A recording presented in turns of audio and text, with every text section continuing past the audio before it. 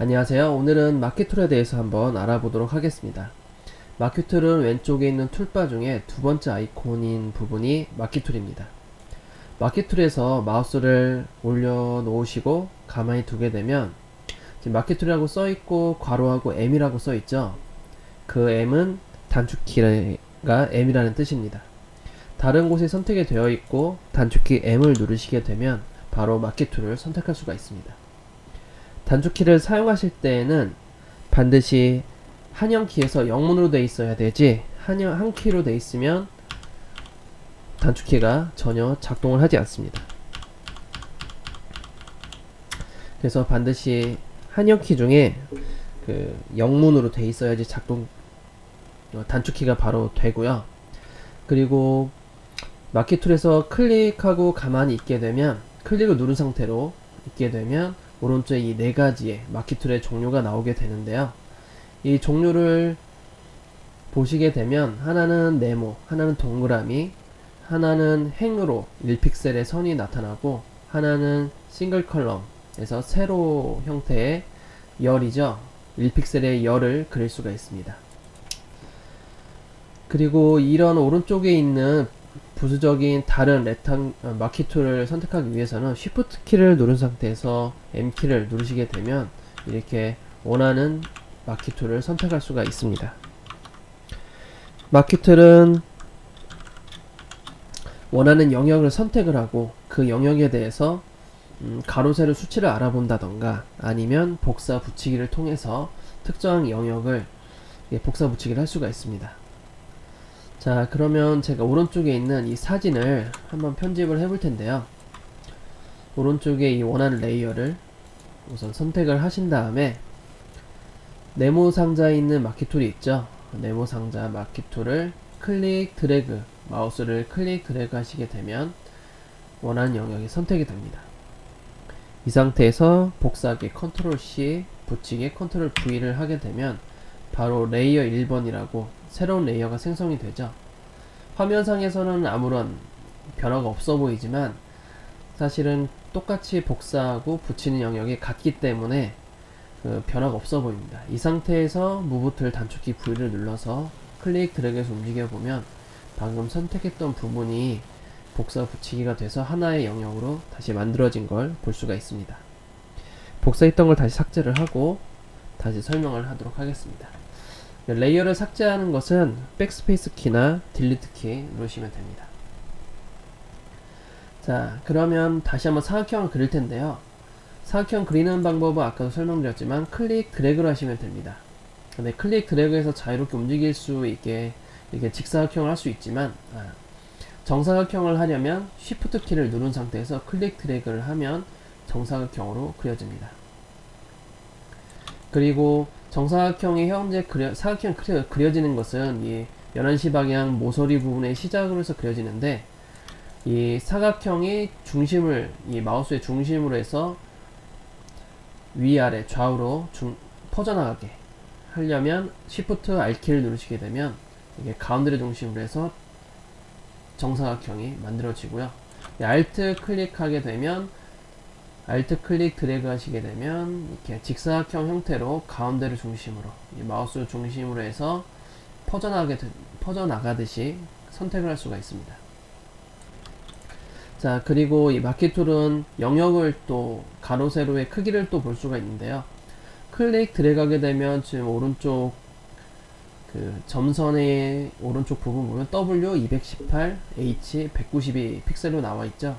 W는 width, 가로 사이즈를 얘기하는 거고 H는 height, 192 픽셀을 세로 사이즈를 얘기하는 것입니다. 클릭 드래그한 상태에서도 수치를 볼 수 있지만 클릭 드래그하고 다 영역을 만든 뒤에 오른쪽에 보시면 인포 패널에도 가로 세로 사이즈를 확인할 수가 있습니다. 자, 그리고 이 사각형을 그린 다음에 원하는 영역을 추가로 또 선택을 할 수가 있어요. Shift 키를 누른 상태에서 마우스를 보시게 되면 플러스 모양이 아래에 다시 보여졌죠. 이 상태에서 클릭 드래그 하게 되면 추가로 원하는 영역을 선택을 할 수가 있습니다. 물론 이 상태에서 복사 붙이기 하고 무브 툴로 다시 움직일 수도 있고요. 자, 다시 돌아와서 원하는 영역을 이렇게 클릭 드래그해서 선택을 하고, 아까는 Shift 누르면 플러스가 됐죠. 이렇게 추가로 선택할 수 있었지만 Alt 키를 누르시게 되면 마이너스가 생겨납니다. 아이콘에 마이너스가 생겨나게 되면서 원하는 영역을 제거를 시킬 수도 있습니다. 자, 다시 한번 알려드리게 되면 클릭 드래그는 그리는 거, Shift는 추가하는 거, Alt 키를 누른 상태에서 그리면 원하는 영역을 제거시키는 것입니다. 자, 이렇게 해서 사각형 형태를 원하는 영역을 선택을 할 수 있는 것을 배우게 되었고요. 다음은 두 번째 마키 툴, 동그란 마키 툴 한번 보도록 하겠습니다.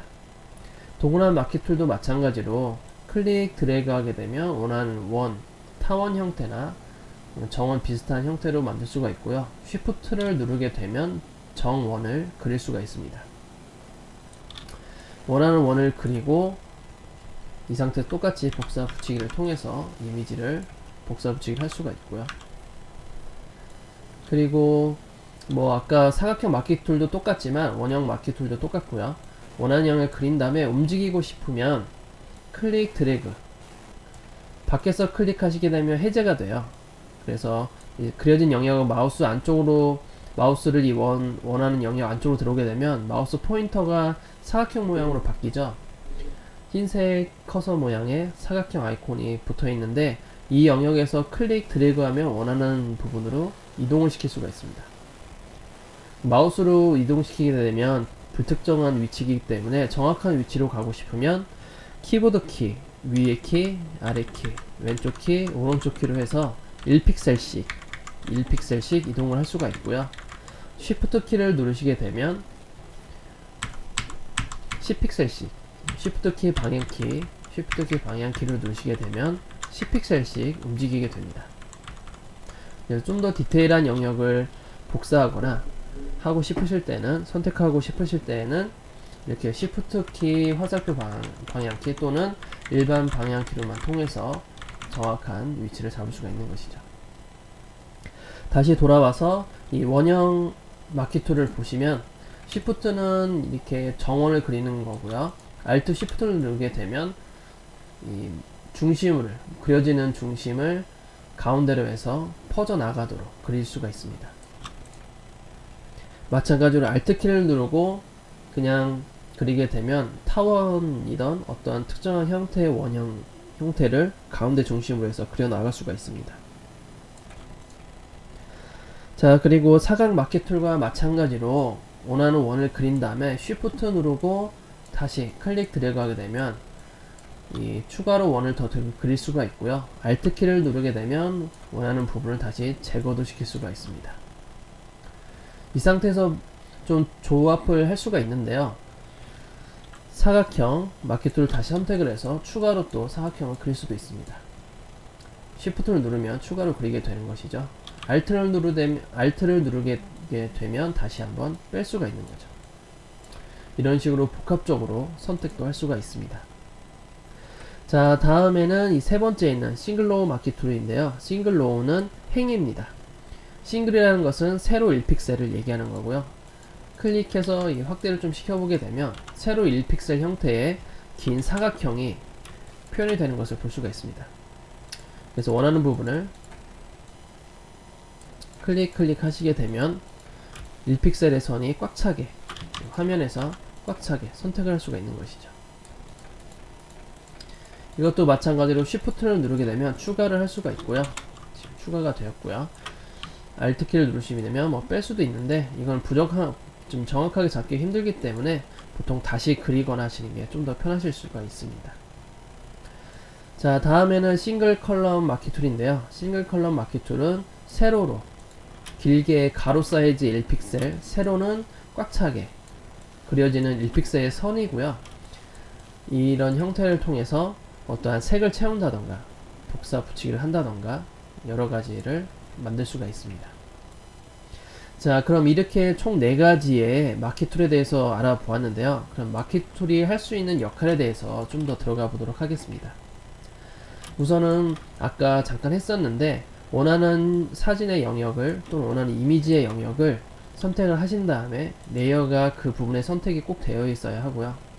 그리고 복사하기 컨트롤 C, 컨트롤 V 해서 무브 툴을 움직이면 이렇게 원하는 부분을 복사 붙이기로, 원형도 마찬가지로 복사 붙이기로 이렇게 움직일 수가 있습니다.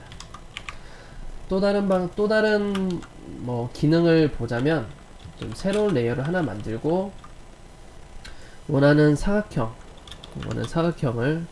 클릭 드래그 해서 그린 다음에 색을 채울 수도 있습니다.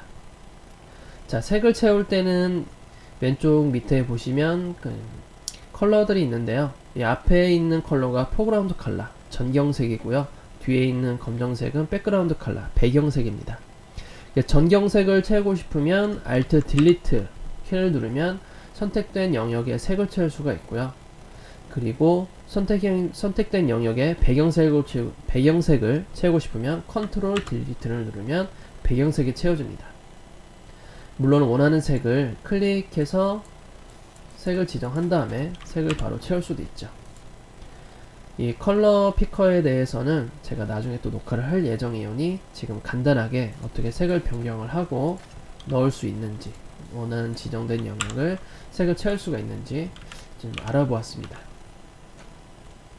자, 그리고 원하는 선택된 영역을 해제를 하고 싶을 때, 다시 그리고 싶을 때에는 두 가지 방법이 있는데요. 첫 번째로는 이 선택된 영역 밖에서 한번 클릭을 하는 경우, 또 다른 방법은 선택된 영역 이 안쪽에서 클릭을 한번 하는 경우가 있고요.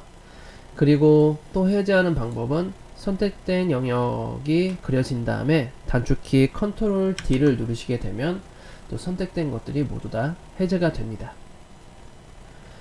원하는 영역을 선택을 하고 복사하실 때는 반드시 그 지정된 영역 안에 레이어가 꼭 있어야 되고요. 지금 복사를 해도 이런 메시지가 만약에 뜨게 된다라면 이 안에는 아무것도 없으니 복사가 안 된다는 메시지입니다.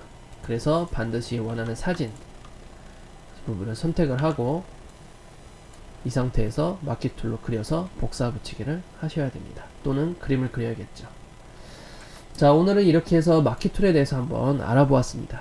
처음에는 다소 복잡하고 좀 여러가지 기능이 있지만 사실 실제 웹사이트를 만들거나 웹 디자인을 할 때에는 마키 툴의 영역을 특정한 몇 개 부분만 좀 사용하게 됩니다. 그래서 우선은 이런 기능들이 있구나 알아두시고요. 나중에 같이 실습을 할 때 그때 좀 더 디테일하게 어떻게 활용이 되는지 한번 알아보도록 하겠습니다. 자, 그럼 오늘은 여기까지 하도록 하겠습니다. 감사합니다.